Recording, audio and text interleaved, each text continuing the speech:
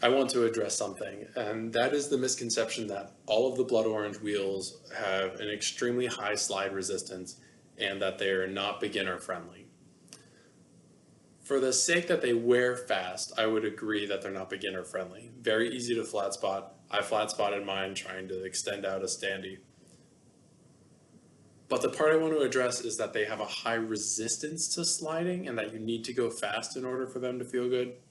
I don't think that's true. That wasn't my experience with this Midnight wheel, which for the record, looking at the label on the outside, I have it flipped, but it is worn off anyway. Looking at the label on the outside, the graphic says that it is the Liam Morgan formula. That would lead me to believe that it has the same slide properties as the white Liam Morgan wheels, which I don't think is true. I believe every other YouTube wheel review for those wheels in that they say these wheels are a high resistance freeride wheel. I have no reason to doubt any of those claims, but I think that that stigma carries over to the public perception of these wheels.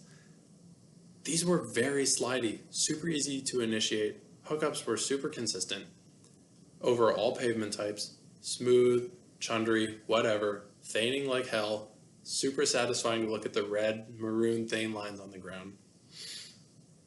I never had issues with resistance until the temperature dropped below 50 degrees Fahrenheit. These wheels are not rideable under those temperatures. I can't tell you why, but they grip like hell and they buck you off. I would not recommend them if you were looking to do any sort of skating below 50 degrees Fahrenheit. These wheels feel awful and are so discouraging. Above that temperature, though, they just get better and better and better, which makes sense because they're probably tested over California super dusty sun-baked pavement in 80-degree weather. So for warm summer weather, free riding, these wheels are fantastic, slippery, and I don't think that they're as grippy as the white Morgans are made out to be. If visual appearance is your thing, you like your wheels matching your setup, I know I've gotten over the hump of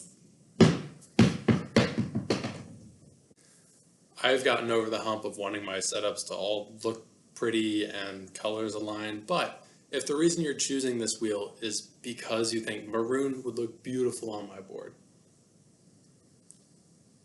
these look brown. They do not look maroon at all unless you get a flashlight and shine it through the urethane, which is semi-translucent once you hold a torch to it. But these wheels are brown.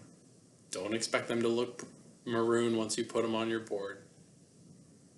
They're not the most visually appealing wheel I've ever seen, but fantastic slide properties. They don't really cone, anything like that. They wear fast. You know these things. You've seen other wheel reviews for the Morgans. These wheels slide easy. Now I have to make a recommendation for the type of rider that would enjoy these wheels the most. I've already said at the beginning that I don't think it should be a beginner.